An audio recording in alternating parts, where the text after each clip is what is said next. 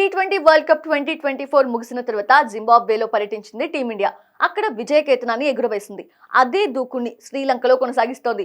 3 మ్యాచ్ల T20 series ని 3-0 తేడాతో వశం చేసుకుంది. హెడ్ కోచ్ గా గౌతమ్ గంభీర్ సాధించిన తొలి సిరీస్ ఇది. రోహిత్ శర్మ, విరాట్ కోహ్లీ, శ్రేయస్ అయ్యర్, జస్ప్రీత్ బుమ్రా వంటి సీనియర్స్ జట్టులో లేకపోయినప్పటికీ ఐపీఎల్ స్టార్స్ తోనే జట్టుకు విజయాన్ని అందించాడు. కానీ ఈ పదవిలో ఆయన ఎంతో కాలం కొనసాగలేకపోవచ్చనే అభిప్రాయాలు వ్యక్తమవుతూ ఉండటం ప్రాధాన్యతను సంతరించుకుంది. త్వరలోనే ఆయన తప్పుకుంటారని, కొత్త హెడ్ కోచ్ రావచ్చు అనే వాదనలు వినిపిస్తున్నాయి. టీమిండియా మాజీ ప్లేయర్ జోగిందర్ శర్మ ఈ అనుమానాన్ని వ్యక్తం చేశారు. జట్టులో ఇప్పుడున్న వారితో అతను అంత సులువుగా కలిసిపోలేడని అంచనా వేశాడు. ప్రెజెంట్ జట్టు పరిస్థితులు అనుకూలంగా ఉండటం, శ్రీలంకతో సిరీస్ కావడం, ఇప్పటికిప్పుడు విజయాలు అందినప్పటికీ మున్ముందు ఇబ్బందికర పరిణామాలు తలెత్తవచ్చు అని అంచనా వేశాడు.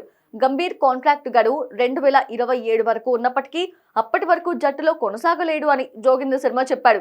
సీనియర్లకి మింగుడు పడని కొన్ని నిర్ణయాలు తీసుకోవచ్చని, అది వివాదానికి దారి తీయొచ్చు అని అభిప్రాయపడ్డాడు. హెడ్ కోచ్ గా జట్టును సమర్థవంతంగా నడిపించే సామర్థ్యం ఉన్నప్పటికీ ఎక్కువ కాలం కొనసాగలేడని తాను భావిస్తున్నట్లు పేర్కొన్నాడు. గౌతమ్ గంభీర్ సొంతంగా నిర్ణయాలు తీసుకోవడం వల్ల ప్లేయర్స్ తో విభేదాలు తలెత్తొచ్చని అభిప్రాయపడ్డాడు. ఈ విషయంపై గంభీర్ తోనే తాను నేరుగా మాట్లాడానని చెప్పుకొచ్చాడు. ఒకరిని పొగిడే వ్యక్తిత్వం అతనిది కాదని, జట్టు ప్లేయర్స్ తో ఇమడలేరని వ్యాఖ్యానించాడు.